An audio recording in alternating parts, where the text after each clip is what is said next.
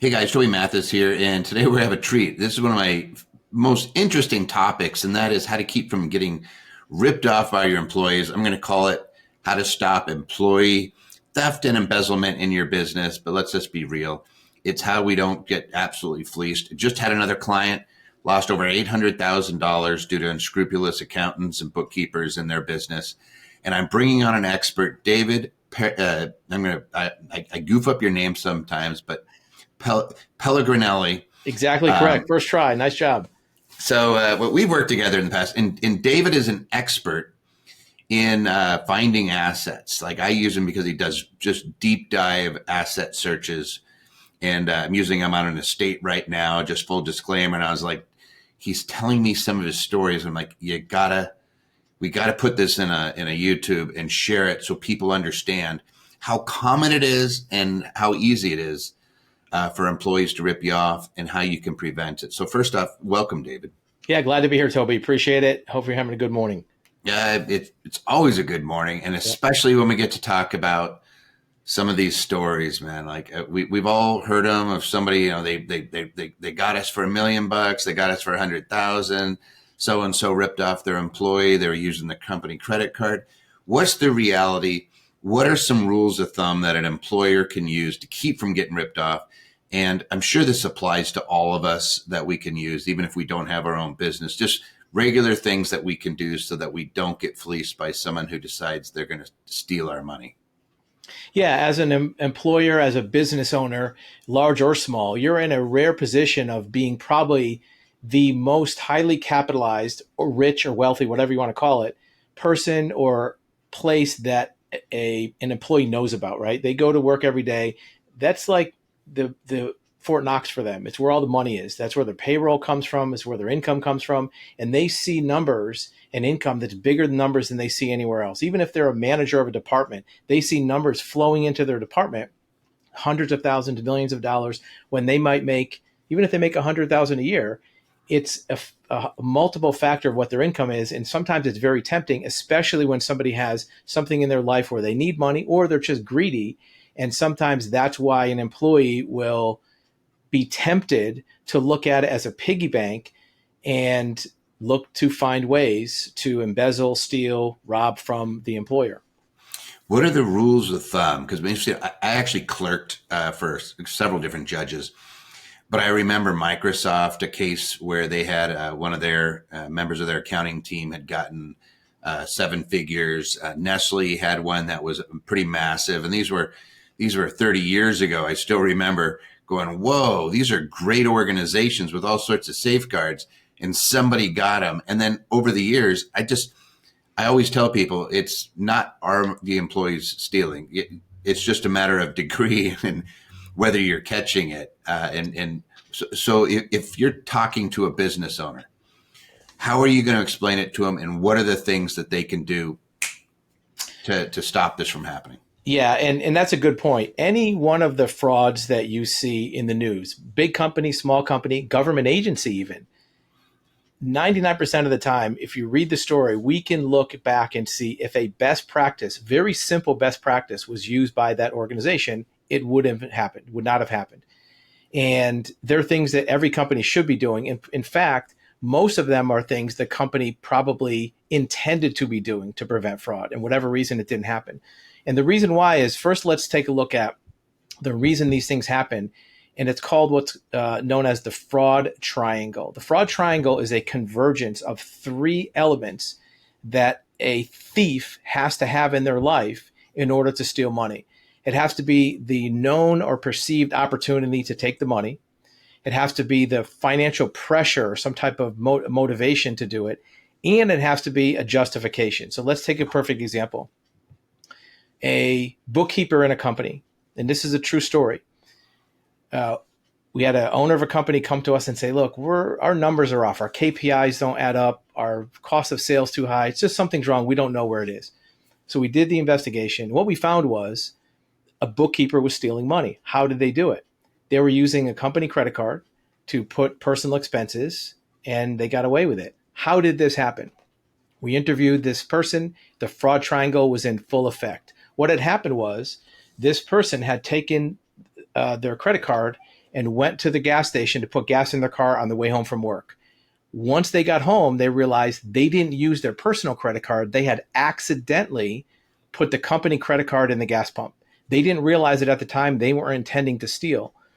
They were scared to death. She was petrified. She went back to work. She was so scared she didn't say anything. She didn't do anything. A few weeks go by, the credit card bill comes in. She realizes she's the only one that looks at it. Nobody else verifies it. So she didn't say anything, but she didn't steal more for months.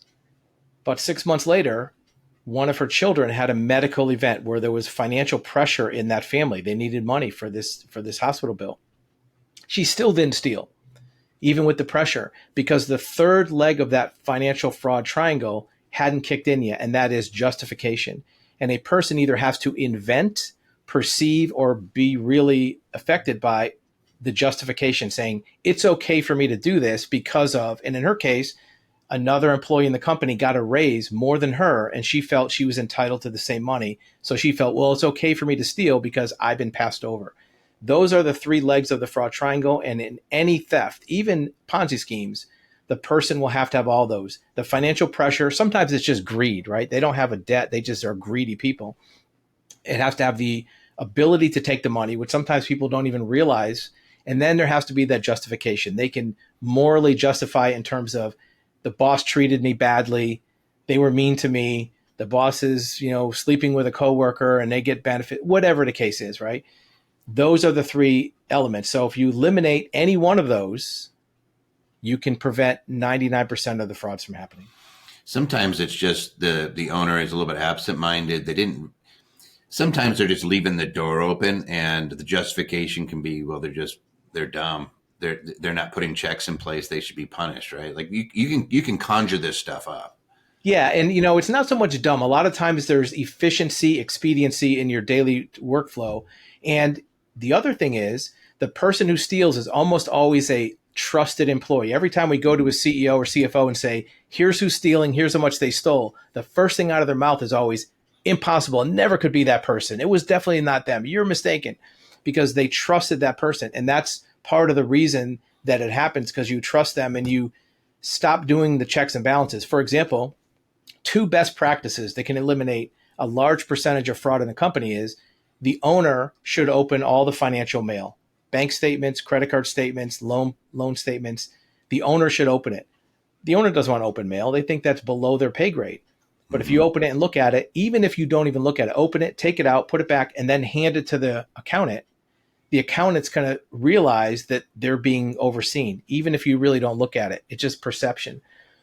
The other best practice in many organizations, CFO, bookkeeper, accountant, whatever you have, everybody has to take a week vacation, and somebody else has to do your job for that week or 2 weeks, so that somebody else is looking at the books. Even if it's just honest mistakes or errors, that's the way to catch it, because if you have a bookkeeper that never has anybody else doing their job, you're going to have the temptation of them to say, I'm just going to do whatever I want.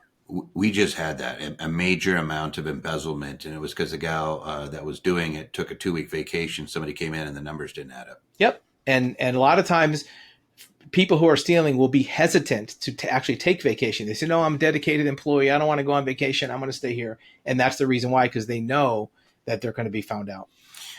I've had experience with this with so many different clients. And I always say that the check writer can't be the bean counter. One of the things that gets people over and over again is you have the person who's doing the accounting, just like your example. She's the only one who knew. And that's a lot of temptation. That's like leaving your wallet on a sidewalk. In a perfect world, nobody would bend down and pick it up and steal it. Maybe they'd pick it up and look it up and bring it back to you, find your address. But if somebody has that temptation, like you're really leaving yourself exposed. And we've seen it, not just that, but I've seen it where they set up fake companies and they would pay invoices. They do all sorts of this stuff. You had to have seen a ton of this. Like, can you give us some fun stories that you've seen? Yeah, that whole fake company, we call it ghost vendors, where a smart thief, embezzler, will create a corporation that will be similar sounding in name to one of the actual vendors. We had a company that was a paint company that did commercial painting of commercial properties. And they had 3 or 4 different paint suppliers they bought from. And they've created a corporation that was very similar in name to one of their legitimate suppliers. And they would make up fake invoices that they would submit, and they would be the ones that would approve it. In some cases, even another employee would approve it, but it looks right. The invoice looks like a company they're familiar with. They sign off on the invoice, and they were stealing money. Now, here's the thing: over the course of 4 years, they stole about $380,000, and this was, $5 or $6 million company. So it was a significant amount, but not a deal breaker. However, if you think about it, most companies operate on about a 20 to 30% profit margin, net profit. So if you take away $300,000, that might be a third of your net profit or half of it. And even if it wasn't, think about what that company could have done with that money, invested in new equipment, employees, facilities, whatever.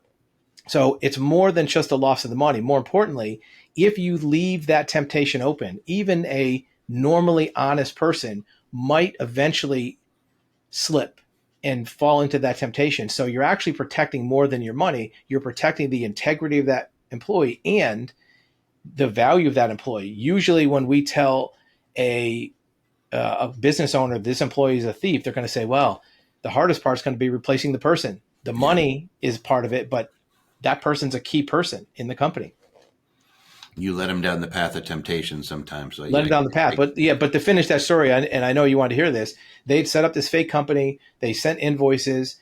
They deposited them into this corporate account. And the way it was found is the address they used for that corporate registered agent was the same address that was on their payroll record. So by cross-referencing it, it could be discovered. And that's another best practice: is verify your vendor addresses versus your employee addresses. It even goes so far to maybe cross-reference with relatives of employees to see if they put it in their cousin's name. We get something else down here. I'm in Vegas, and it wasn't uncommon for people to write checks, and they would put a vendor name on the, in QuickBooks or whatnot, but then the check was actually cashed. Somebody else. Yeah, or they would go and they would cash it at the casino. And you could tell we would get the actual blank, the canceled check, and look for driver's license numbers on the back of it. And if you see a driver's license instead of a deposit, you're always like, is this somebody's cashing it? And then it's just silly. Like, I remember doing due diligence on a company that we were acquiring, and we found all these $500 checks. And we're like, there's no such thing as a vendor like CompUSA charging us $500. Like, there's no way it's an even number. So you start pulling the checks, and lo and behold, they're all cashed, and the same driver's license and the same name on the back. And it was one of the executives. Silly stuff like that. And you'd think you're going to get caught, right? Well, that went on for years before they got caught. Well, and that's a good point. A lot of times the thief won't start right away, and you say, well, leaving your wallet on the sidewalk. The difference is the employee is somebody who's a trusted person. They might value their job. So even if they have the opportunity, they find a wallet in the break room, they might not steal right away because they value their job. But over time, they're going to get comfortable. They're going to see that you're maybe getting sloppy. You're not checking these things. And if you're not checking them, they're not going to look at it like you don't trust them. They're going to say you're not running a tight ship. So even if you have a valued, trusted employee, if you very reasonably and rationally say, look, we're double checking your work, a good employee won't take that personally, as long as you do it in a respectful manner. And that will keep them honest. It will keep them as a good employee, and will keep you from losing a lot of money. See, I'm going to say this to the folks that are watching. What are your crazy cases? Because I'm sure that if this video caught your attention, you're probably like, I've seen some of this stuff. What are your crazy cases? Put them in the comments down below. I'm curious. But now, David here is a professional asset recovery person. You do all the private investigating reports, and like, that's what your company does. What's some other ones you've seen where you were like, that was pretty good, but we got you? Well, when it comes to assets, and this is less to do with corporate embezzlement, but hidden assets, we've seen some very clever techniques used. And this is why you can't just use a database or just plug in numbers to find assets. We had a debtor that was, and both of these stories are debtors who are claiming poverty, claiming they don't have any money to satisfy a judgment. And we were going through bank statements. It's very tedious. It's very boring work. And it's related to something you said with an even number. The person didn't have a lot of money in their bank account, but we looked at every line item on their debit card and find out what it was.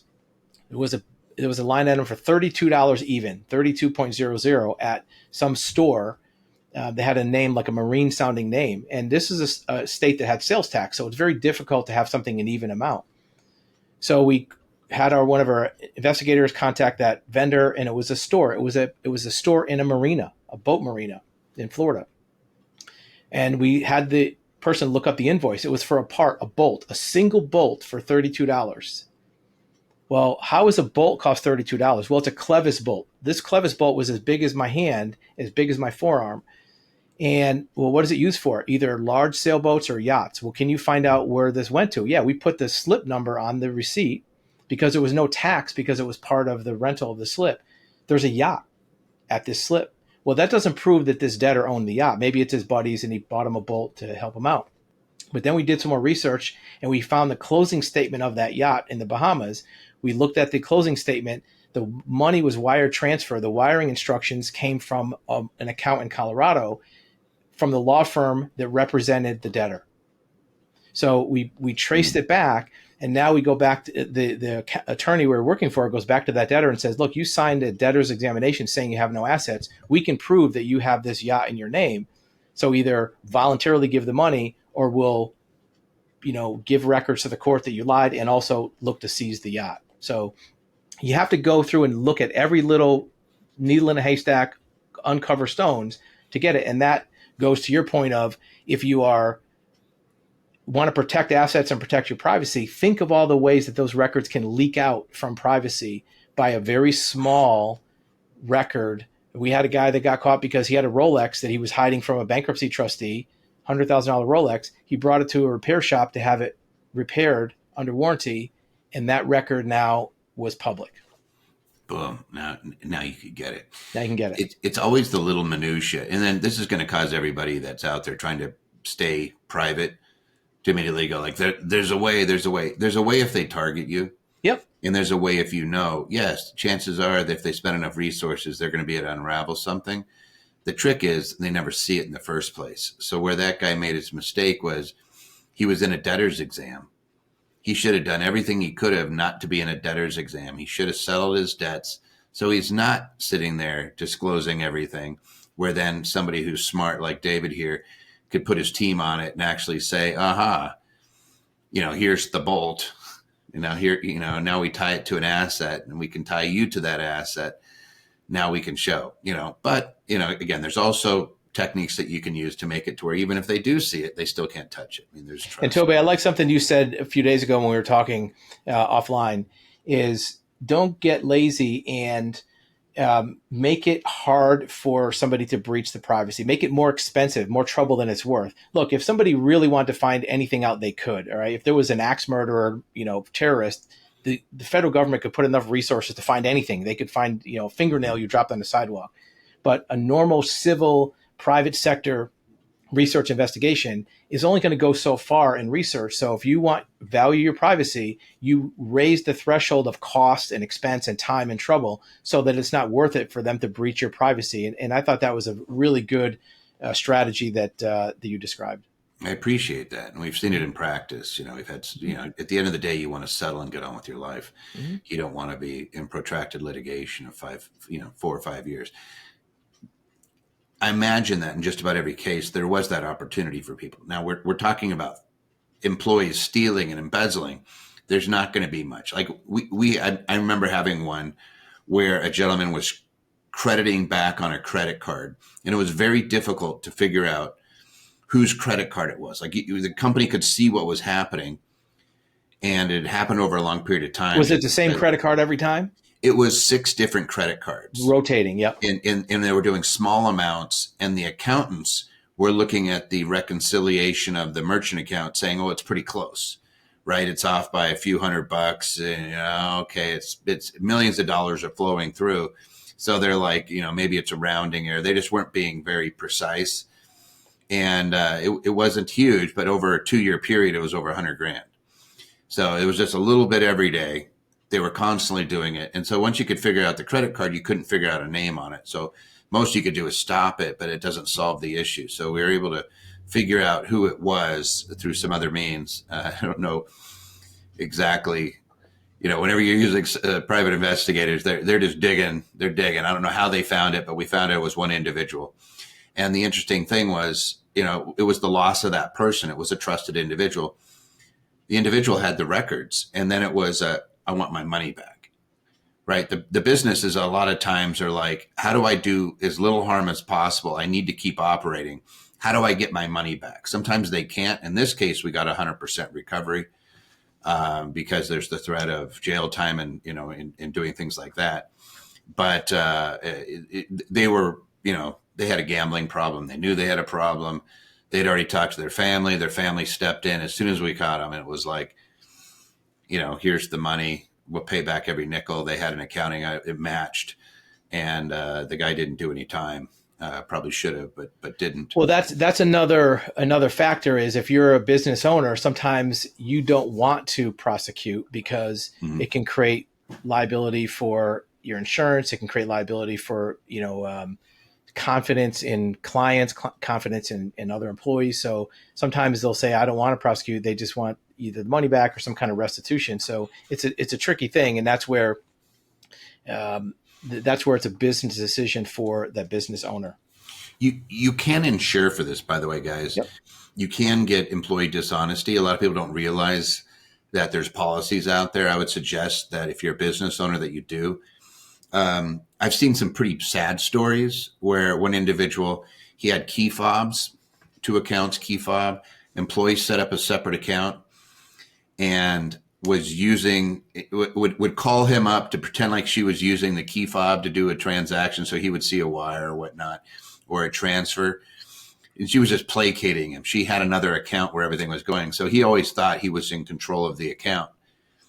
And then one day he goes to access the account and there's no money in it. And it should have had 7 figures in it. And she had depleted the entire account over that period of time because he thought he was in control simply because he had the key fob. And she could not do things. Hey, I'm going to move 25,000 or I'm going to pay this or I'm going to do this transfer. And he'd be like, okay. And then how much is left in the account? Oh, we got 973,000. Okay, cool. He wasn't checking. It goes back to what you were saying. He wasn't looking at the statements. And by the time he caught on, it was empty. Yep. She had taken everything. And it was devastating to the company. Like they had bills, they had all sorts, he had taxes out. It was just really payroll. Yep. It's a big deal. You have all this stuff and it doesn't get you off the hook just because somebody ripped you off. Yeah, and it could be fraudsters. It could be, people putting these horrible computer programs on and extorting you, all those things. It's still your responsibility to pay your payroll. It's still your responsibility to pay your taxes. And that employee dishonesty is a good type of coverage to have. And in addition to being an investigator, I'm also a commercial insurance producer. So we do a lot of commercial insurance, and that coverage is good. But you have to be very diligent on reporting. If you're aware of a condition that could let that happen, you have to report it early. Otherwise, your coverage may be invalidated. And the insurance company can require that you do things too. So if it's like cybersecurity, they're going to say, well, you have to take this course and this course. Yep. They're not just going to pay it and say you can go back to doing things in an improper way or a way that leaves you exposed. They're going to say, we're going to close that door and we'll cover it. And make sure too, if you are a business owner and you have commercial insurance of any type, you may have cyber coverage as an endorsement on your policy, but that's a completely different type of coverage than a standalone cyber insurance policy. A standalone cyber policy is really good. It'll give you active monitoring of your networks and a response team to where if you do have a breach, they'll step in. But I also want to jump to one other subject too, is a lot of, it seems like your viewers on your channel are interested in privacy and protection and ways that people will try to find things out about them. Another area of interest is counter investigation. What I mean by that is sometimes if a client of yours or one of your viewers is investigated and they find assets, it's very likely that the method that the other person used to find the assets was illegal. Finding assets falls under a federal statute called the Graham-Leach-Bliley Act. And if the investigator or the person doing it breaches that law, first of all, the findings are not usable and they could be subject to sanctions. Give you a good example. We tell all of our clients, all the attorneys we work for, if you're in a lawsuit and we're doing a search for you, tell your client to be on the lookout for certain activities, anything weird happening with your phone, your mail, your computer. And we had a client come to us, said, look, I got this weird letter in the mail. And they held up an envelope. And it was a check. And they got a check in the mail for $10 from the American Rebate Company with a letter saying, thanks for your purchase of buying American. Here's a rebate check. Our thanks for doing business with us. And it was designed for them to sign it, deposit it in their account so that the other person could find out where they were banking. They would get the endorsement. That is illegal. Even though it seems like it's perfectly legitimate, Gramm-Leach-Bliley Act says you can't make up any fake stories to get private information like a bank account. You can get bank accounts certain ways, but that one is not one of them. Many investigators don't know that that's illegal. That's a very clear violation. So we did some tracing on the check where the account was from, traced back to California, but the P.O. box was registered to a private investigator in Miami, which is where the other party was. And that investigator had been an expert witness for the attorney representing the other side. So when it was presented, they had to basically pay attorney's fees. They had to waive a lot of their discovery. And they settled the case because they had done that one small little thing. And to be fair, the investigator didn't know it was illegal. I believe him. That I didn't know that was illegal. Like totally I've illegal. known people that have done that. In Yep. fact, it's an old school trick, and it was popular in the 70s, 80s, 90s, but the GLB was updated in 98, and it made that very specifically illegal. so he could have done it if he had said, hey, I would like you to send me some records. I'm going to send you a check to cover the FedEx because I'd like you to overnight it as opposed to do a U.S. Postal. Exactly, because that's a real story. You didn't make up something fake. Yep.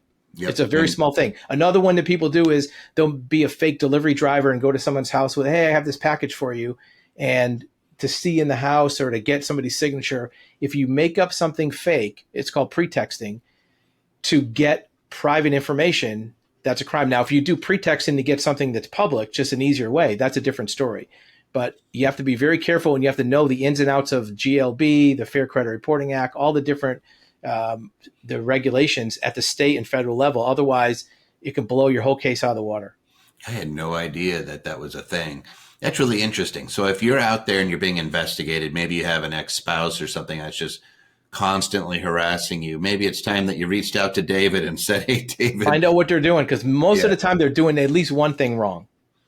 And what's the remedy? Is like, it's a pretty hard slap, or do they actually? Well, it depends. The client or their attorney would have to make a request or a petition to the court for sanctions or attorney's fees or to pay back your fees. But at that point, now the court is going to start taking sides. Hey, you're doing stuff that's shady. So maybe now they'll allow you to get more discovery or maybe waive some of the records that they already received. So it's kind of subjective, but you can at least ask for a lot of stuff then. That's pretty wild. I had no idea that was rolling around out there. Yeah. Hey, all right. So we're at about time. Yeah. Why don't we do this, David? I'll put your contact information down below. If somebody wants to reach out to you, I say I've used David on multiple occasions for asset searches. I'm using him right now on an estate because the decedent, we don't know everything that he has, and I'm responsible for marshaling all the assets. So I'm like, hey, let's go find anything and everything and make sure we have all the titled assets, do a deep dive, make sure we know where all the accounts are. Of course, if you document that stuff for your heirs, it's a lot easier, but not everybody does it. But also if you're trying to collect against somebody, or if you just feel like it and you say, hey, you know what, I want a deep dive done on me to see what's out there in the public, reach out to David and use him. David, I really appreciated having you. I love having experts in areas come in. That's helpful. Some crazy stories. Like I said, like and subscribe, guys, and put your story down below in the comments. Love to hear them.